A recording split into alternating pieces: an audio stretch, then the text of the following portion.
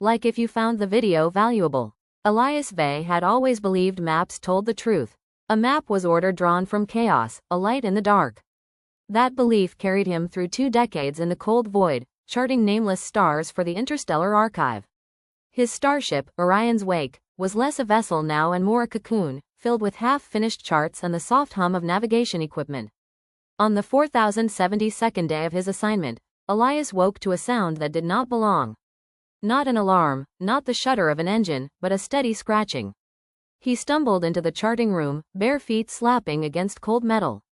The hollow display was already on, its light spilling like liquid silver across the walls. A map floated before him, his map, except he hadn't drawn this one. New stars shimmered across the grid, their coordinates etched in patterns far too precise to be random. Elias leaned closer, his breath fogged against the glass panel. Each new system aligned like points in a constellation he had never seen before. A path. Computer, he whispered, who entered this data? No input detected, the machine replied. His skin prickled. The archive hadn't transmitted updates in months. This map was coming from somewhere else. Over the next 3 nights, the stars kept drawing themselves. The route stretched further and further beyond charted space, like breadcrumbs left in the void. And against his better judgment, Elias followed. The first system was dead. 2 cracked planets orbiting a cold star, silent as a tomb. The second held ruins, broken metal husks drifting among asteroids, their shapes too deliberate to be natural. By the third system, Elias stopped sleeping. Each set of coordinates pulled him deeper into nowhere, but he couldn't turn back. It wasn't just curiosity anymore. It felt personal. On the 7th stop, he found it. A planet the color of shattered glass, orbiting a blue-white sun.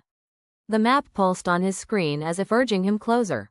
Elias descended, his ship cutting through a thin veil of atmosphere, landing among jagged crystalline spires. The air shimmered, the sky pulsed with strange auroras. And then he saw it. An enormous slab of crystal, rising from the ground like an altar. At its center was a map. Not etched, not carved, but alive, shifting with starlight that bent and moved. Elias approached, heart pounding. The map was his. Every system, every route he had ever charted. But as he touched the surface, the stars rearranged themselves. And there, in the constellation's heart, appeared a shape. A face. His own. Elias stumbled back. The slab pulsed, as if recognizing him. His hand burned where it touched the crystal, light searing into his veins. And in that instant, he understood.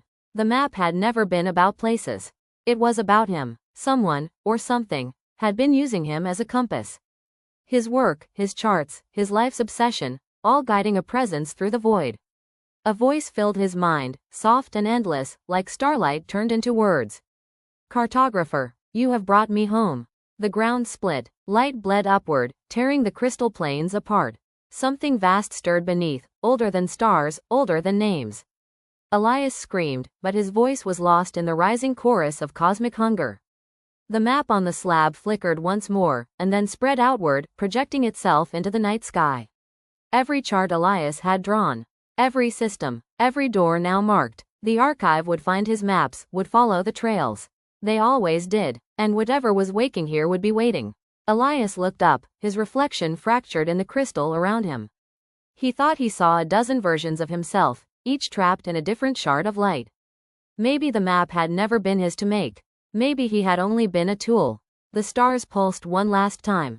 Then the planet opened.